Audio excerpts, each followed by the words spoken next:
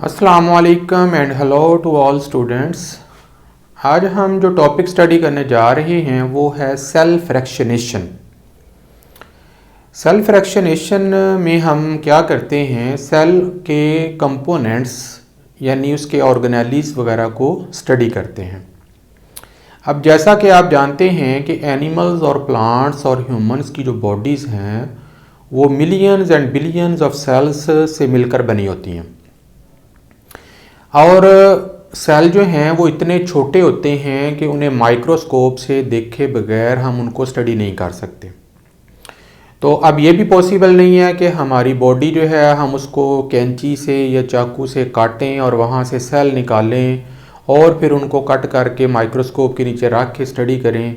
तो ये भी एक पॉसिबल वे नहीं है, क्योंकि एक सेल एक बहुत छोटी सी चीज़ है। तो उसके लिए स्पेशल माइक्रोबायोलॉजिकल टेक्निक्स होती हैं जिनकी मदद से हम सेल और उसके कंपोनेंट्स को स्टडी करते हैं, जिसे सेल फ्रैक्शनेशन कहा जाता है। अगर हम सेल फ्रैक्शनेशन के मतलब को देखें तो separation of cell components, separation of cell organelles is called cell fractionation. Cell fractionation के लिए हमें सबसे पहले अपनी बॉडी के जिस हिस्से को भी स्टडी करना है उसके टिश्यूज़ दरकार है, खा वो प्लांट है, खा वो एनिमल है, खा वो इंसान है। तो फॉर एग्जांपल हम अपनी बॉडी की स्किन के सेल स्टडी करना चाहते हैं, नर्वस सिस्टम के स्टडी करना चाहते हैं, या ग्लैंडुलर सेल स्टडी करना चाहते हैं, या जिस्म का कोई भी पार्ट जैसे जाइलम है, फ्लोएम है, एपिडर्मल सेल्स हैं, मेसोफिल सेल्स हैं, तो उनके लिए हमें छोटा सा एक पीस चाहिए टिश्यूज़ का। तो हम फॉर एग्जांपल स्किन से एक पीस जो है वो निकाल लेते हैं जिसके अंदर कई सौ सेल जो हैं वो मौजूद हो सकते हैं। तो सबसे पहले हम जो बॉडी से टिश्यू निकालेंगे, खा वो एनिमल हो, खा वो प्लांट हो, खा वो इंसान हो, उसकी टिश्यू निकाल कर हम उसको डालेंगे। एक मशीन है जिसे हम कहते हैं होमोजेनाइज़र। होमोजेनाइज़र को समझने के लिए मैंने एक सिंपल सी मशीन बनाई है जिसमें आपके सामने ये एक टेस्ट ट्यूब है। टेस्ट ट्यूब के अंदर हमने एक ख़ास किस्म का फ्लूइड रखा हुआ है जिसकी नेचर प्लाज्मा लाइक है, और इसके अंदर एक पेस्टल लगा हुआ है। पेस्टल मीन ऐसे समझ लें जैसे मधानी होती है जो चीज़ों को मिक्स करती है।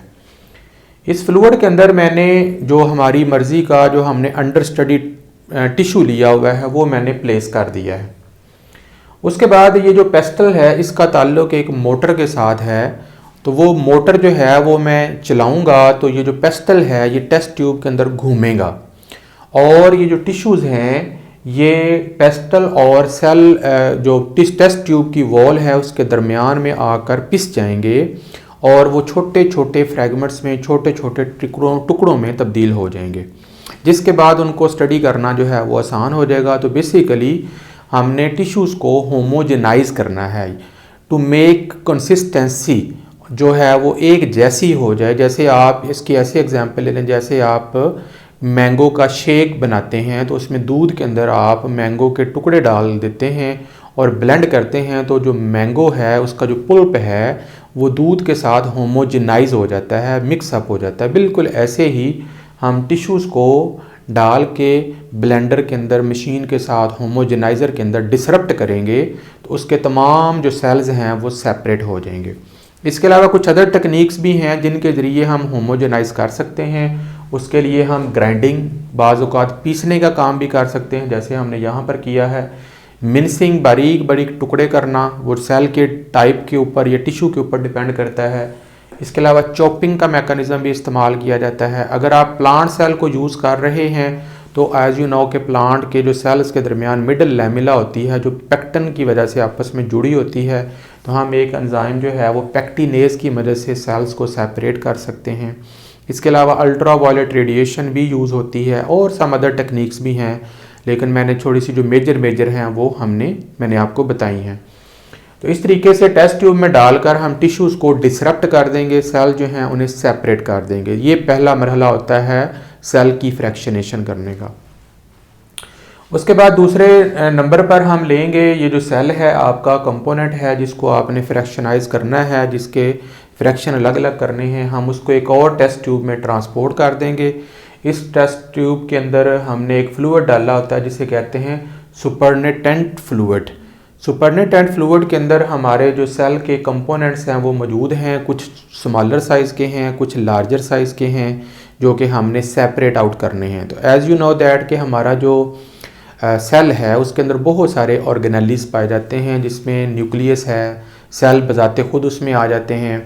इसके अलावा माइटोकॉन्ड्रिया है, लाइसोसोम है, पैरोक्सीसोम्स हैं, गोल्जी कॉम्प्लेक्स हैं, एंडोप्लाज्मिक रेटिकुलम हैं, वैक्यूल्स हैं। आप उन सब को अलग-अलग जो है वो स्टडी करना चाहते हैं।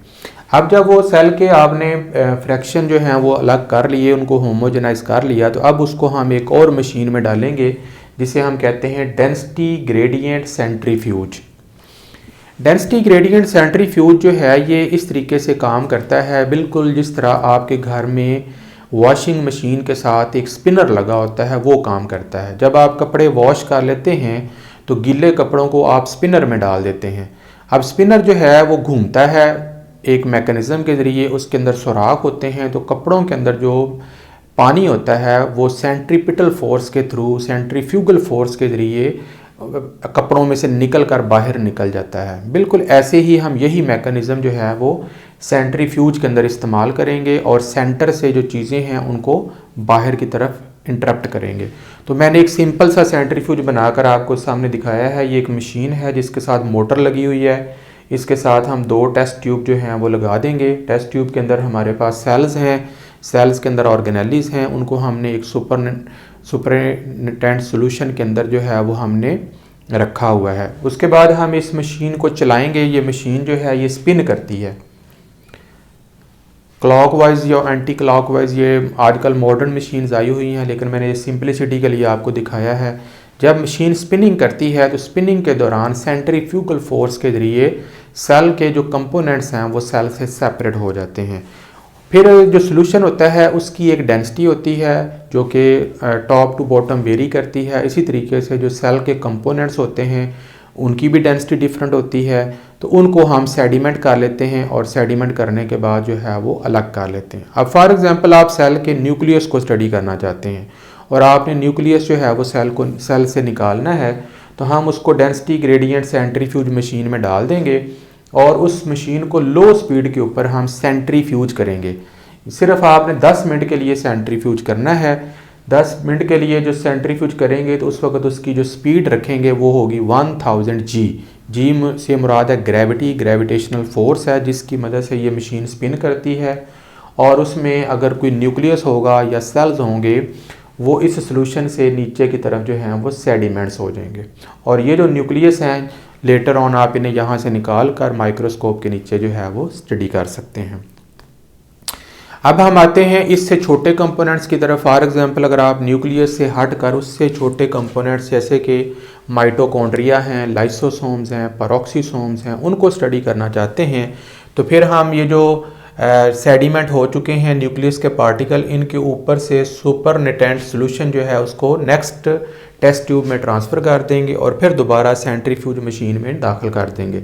उसके बाद फिर इसको सेंट्रीफ्यूज करेंगे मीडियम स्पीड के ऊपर तकरीबन 20 मिनट के लिए। पावर जो है वो हम रखेंगे 20,000 जी। तो सेल के अंदर जो माइटोकॉन्ड्रिया हैं, पैरोक्सीसोम्स हैं, लाइसोसोम्स हैं, वो सॉल्यूशन में से निकल कर सेल में से नीचे सेडिमेंट कर जाएंगे और फिर आप उनको वहाँ से स्टडी कर सकते हैं।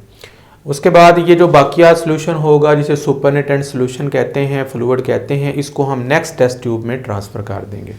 अब आप सेल के अंदर इससे भी छोटे जो कंपोनेंट्स हैं जैसे स्मूथ एंडोप्लाज्मिक रेटिकुलम है, रफ एंडोप्लाज्मिक रेटिकुलम है या कुछ वैक्यूल्स हैं, उन्हें आप स्टडी करना चाहते हैं, तो आप दोबारा इसकी डेंसिटी ग्रेडियंट सेंट्रीफ्यूज मशीन में डालकर स्पीड में करेंगे। लेकिन इस दफ़ा आपने स्पीड जो है वो हाई रखनी है।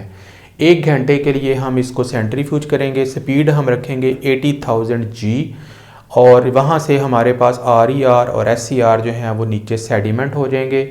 सेडिमेंट होने के बाद आप उन्हें स्टडी कर सकते हैं माइक्रोस्कोप के ज़रिए।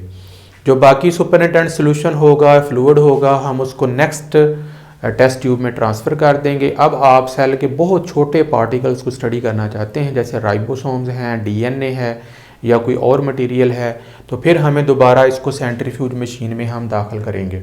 इसकी सेंट्रीफ्यूगेशन करेंगे स्पिनिंग के ज़रिए वेरी हाई स्पीड के ऊपर और ये तकरीबन 3 घंटों के लिए होगी। उसके दौरान इसके अंदर जो सेल्स के अंदर जो स्पीड हम रखेंगे वो होगी 150,000 जी। तो जो सेल के अंदर छोटे छोटे पार्टिकल्स होंगे जैसे राइबोसोम्स हैं, या अगर आप वायरस को स्टडी करना चाह रहे हैं, या अगर आपने कोई मालिक्यूल स्टडी करना है मैक्रो मालिक्यूल, तो वो नीचे सेडिमेंट हो जाएगा। तो इस तरीके से स्टेप वाइज गुजरते हुए हम सेल के जो तमाम कंपोनेंट्स हैं उन्हें सेडिमेंट कर लेंगे और फिर उनको हम माइक्रोस्कोप के नीचे जो है वो ऑब्ज़र्व कर लेंगे। तो ये जो सेल फ्रैक्शनेशन है जब हम करते हैं वेरी हाई स्पीड के ऊपर, उसे हम अल्ट्रा सेंट्रीफ्यूगेशन का नाम भी किया जाता है।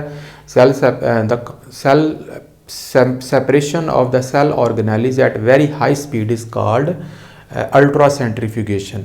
और इसके दौरान हम बहुत छोटे छोटे पार्टिकल जो हैं उनको सेपरेट आउट कर सकते हैं। कोई भी सेपरेशन हो, कोई भी सेंट्रीफ्यूगेशन हो, सेल की फ्रैक्शनेशन हो, उसके लिए कुछ फैक्टर्स होते हैं जिनकी बिना के ऊपर हम सेल्स के कंपोनेंट्स को सेपरेट करते हैं। उन फैक्टर्स में नंबर 1 ग्रेविटेशनल फोर्स आ जाती है, जो आप सेंट्रीफ्यूजल मशीन में इस्तेमाल करते हैं।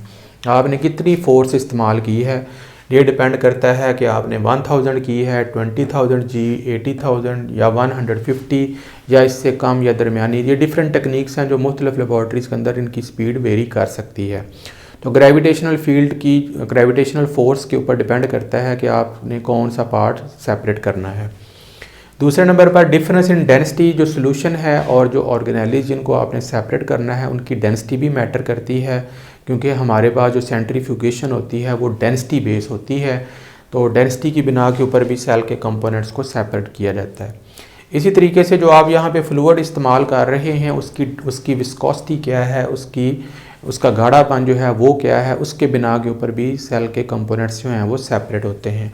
और आखिर में पार्टिकल साइज़ और शेप जो है वो भी डिपेंड करती है कि ऑर्गेनेली जो है वो किस तरह का है और उसकी शेप क्या है, और उसकी बिना के ऊपर भी सेल फ्रैक्शनेशन की जाती है। तो इस तरीके से हम माइक्रोबायोलॉजिकल लैब्स के अंदर कोई भी सेल है, बैक्टीरिया है, वायरस है, ह्यूमन सेल्स हैं, प्लांट सेल हैं, उनके ऑर्गेनेलीज हैं, उनके कंपोनेंट्स हैं, उनके मालिक्यूल्स हैं, उनको हम निकाल कर आम माइक्रोस्कोप से या इलेक्ट्रॉन माइक्रोस्कोप से स्टडी कर सकते हैं।